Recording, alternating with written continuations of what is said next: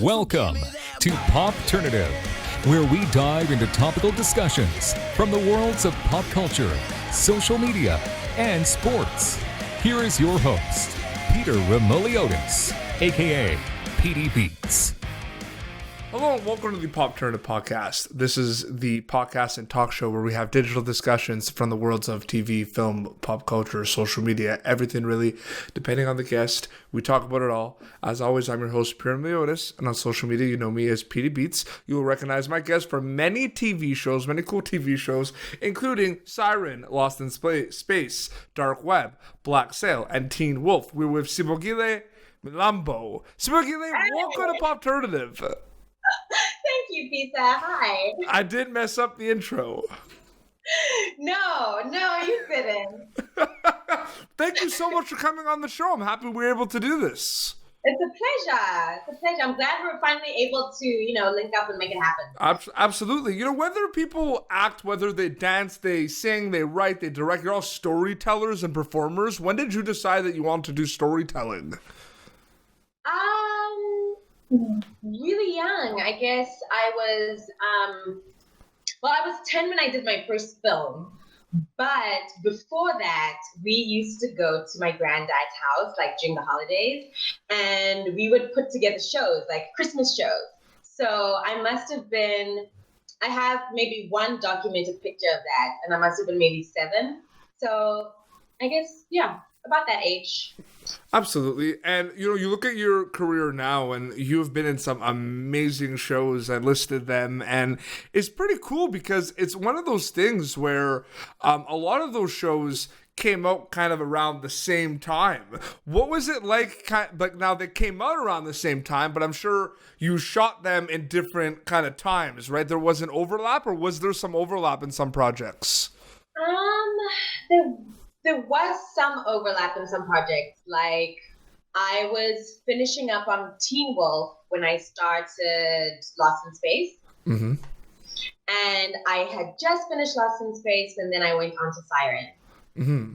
And Dark Web is one of those shows that it came out last year, but we shot that almost 4 years ago now. Is that a misconception too then? That people are like, oh, this brand new show came out. And then it's like, yeah, it's out right now, but they shot it like 5 years ago.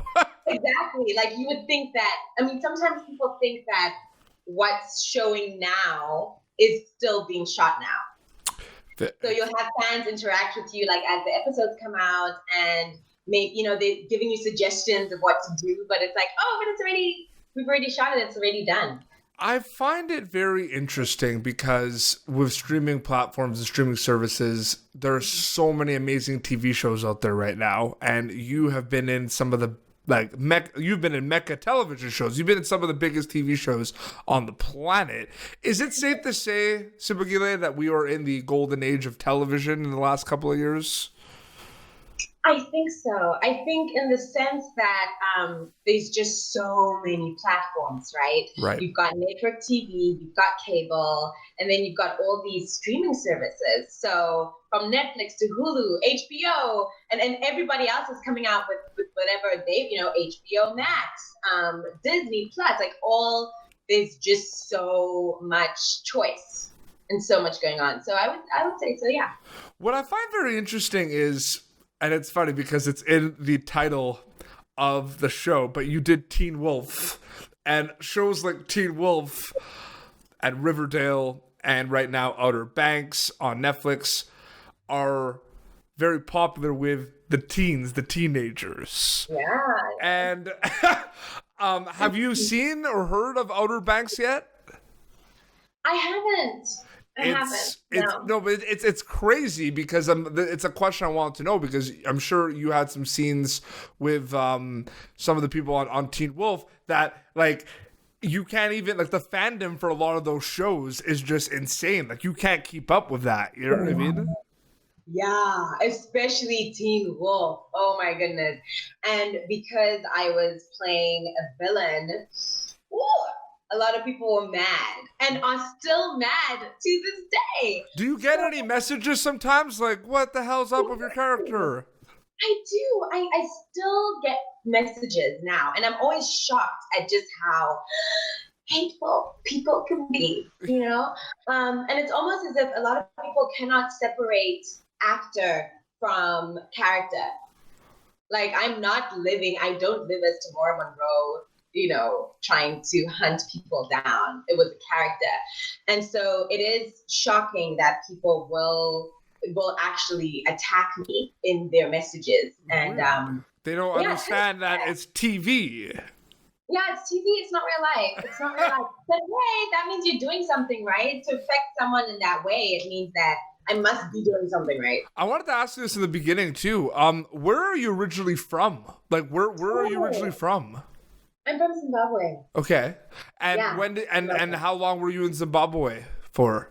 My whole life. Really? Whole life. I grew up in Zimbabwe. I first came to the States when I was 18, turning 19. Okay. Yeah. Wow, born and raised in Zimbabwe. Born and raised, baby. That is awesome. Is that something that you make an effort to do, to kind of, showcase the fact that you are from Zimbabwe, and when people see you in all these shows, be like, do you like that idea of people being like, oh wow, look, she's putting Zimbabwe on the map a little bit? Like, have you ever thought about that? Yes, of course. And it's something like I chose to keep my full name. Mm-hmm. Because people from the region will recognize it. So I'm also South African. So I'll have, people will message and be like, oh my God, I watched the show and I saw your name and I immediately knew where you're from. And that, I think, is so important, so that people who are from, especially a small country like Zimbabwe, can be inspired and know that it doesn't matter where you're coming from or what your situation is, you can still do something with your life, Absolutely. No, that is really, really cool. We talked about some of the shows that you've done. We're going to do a little bit of a speed round here. I'm going to basically throw out one of the shows you've been on, and on top of your head, you're just going to tell me something about it. You know what I mean? Oh, great cast. Oh my God, it was so much fun to shoot. Or, oh, that was a long scene. Very quick answers. First thing that kind of comes to your mind about the show, okay? Okay. All right. Siren. Swimming. I loved it. That was the best part by far. Just being a mermaid in the water. Black Sail. Oh, that was my first big role on like an international production. I was in Cape Town at the time. Lost in Space. Ooh, space. The set. Oh my God. The first time I got onto that set, I was wowed, completely blown away. Dark Web. Oh, Dark Web was an indie. Fun. Just fun. A lot of fun. A lot of swearing. And finally, Teen Wolf. Oh, what is the first thing? Guns. I gotta shoot guns. Do you find it very interesting? Because you look at that, so obviously everything with quarantine right now is on hold, but conventions are huge, right? Yeah. And I'm sure I've seen there's an Ottawa Comic-Con a while ago. Some people from Teen Wolf were there. Have you thought about doing any of those conventions, or have you done those conventions before? I haven't done a Wolf convention. Okay. Have you done a Siren convention? Yes. Yeah, we did WonderCon. Mm-hmm. And I've done Comic-Con. I did Comic-Con for my first time last year for Darkwave. So those are the only conventions that I've done. I would love to do more. I think that the great thing about conventions is that you get to interact directly face to face with people who are watching your shows. So it's nice to be able to get that kind of feedback and interaction. I find that really special. There's a lot of people that kind of want to be in your footsteps one day and have the amazing career you've had so far with a lot of TV shows and you got to play some really cool characters. What do you think kind of is attributed to like the success of Sibongile Mlambo in terms of like what kind of like what no, I said it properly. Don't laugh. That's not fair. You messed up the mojo. I love it. I effort, let me tell you. A for effort, bruh. All right. But my question is You're not supposed to stump the host.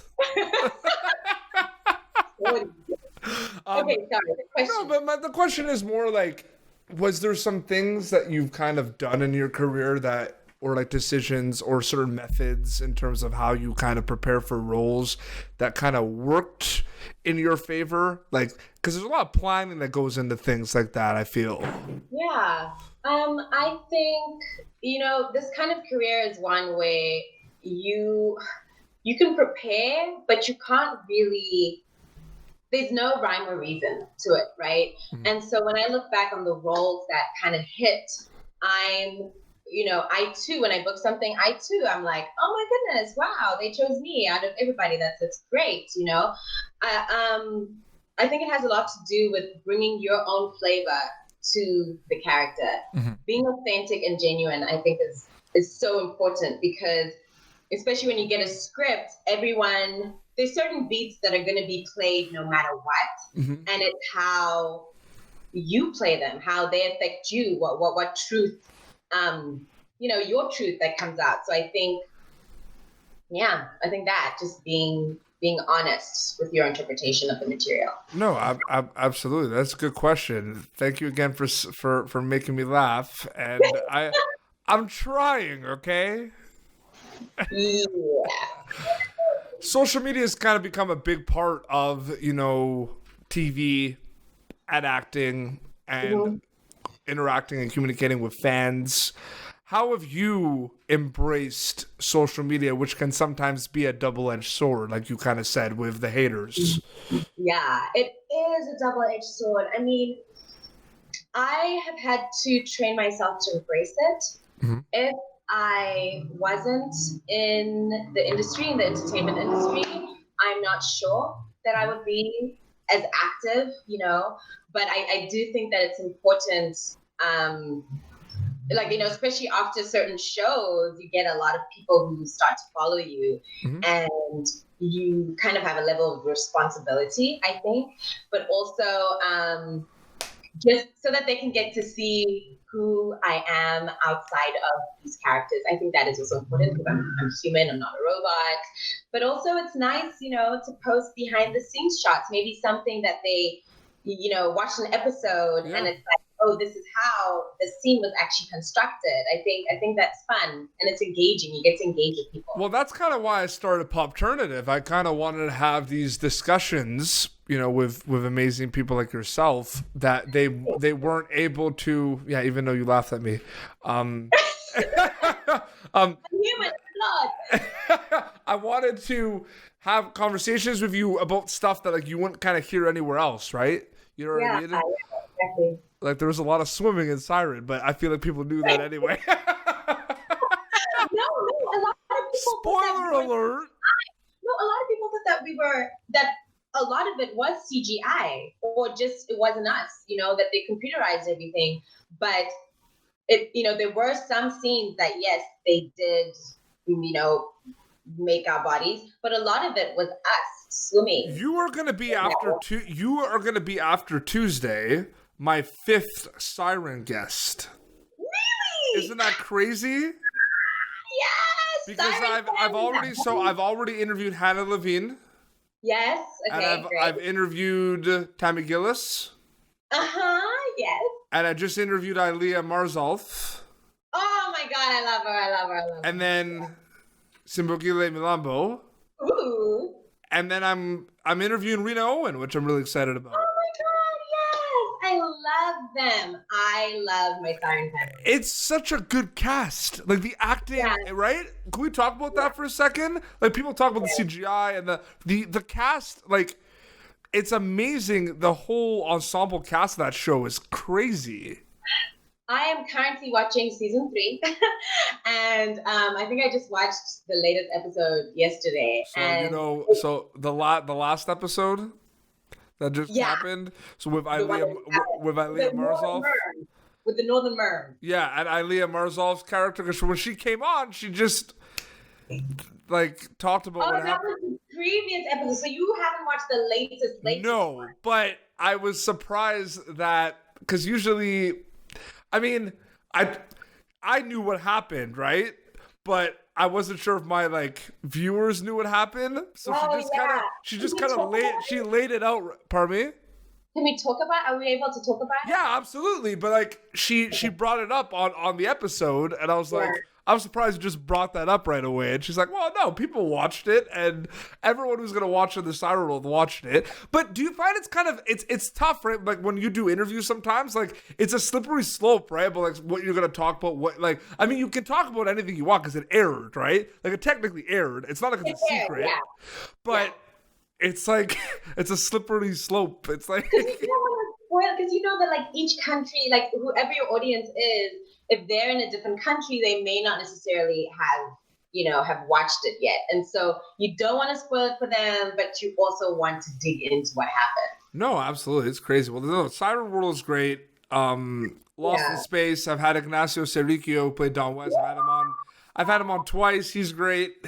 He's so funny. He's one of the most hilarious people. He's like a genuine, like really nice person too. Like super, really nice, down to earth guy. Yeah, which is important. Well, I'm really happy we were able to do this. Me too. I had a blast. Where can people follow you on social media to keep up to date with everything? Well, my Instagram and my Twitter handle are the same. It's my first name @Sibongile. So that's Sibongile. You're spelling it out. I see. Yeah. So that's basically, And I've got something else coming out in August. I'm in a couple of episodes of Lovecraft Country. And they can see that on? HBO. And that was created by? Misha Green, but produced by Jordan Peele and JJ Abrams. Monkey Paw Productions. I can't wait. Yeah. I'm like, oh my! The trailer came out. Came out last week, and I was like, oh my gosh, I can't believe that I'm a part of this. It's great. It's gonna be amazing. Really good. No, I can't wait. Well, thank you so much for coming on the show. Thanks, Peter. Thanks for inviting me. Of course. Well, this has been Popternative, youtube.com/Popternative for previous episodes. And until next time, this is Sibongile Mlambo and Feeding Beans signing off. Thank you for tuning in to Popternative. Make sure to check out our past episodes of Popternative on YouTube. Be sure to like Popternative on Facebook and follow us on Twitter. This has been an Autograph Communications production.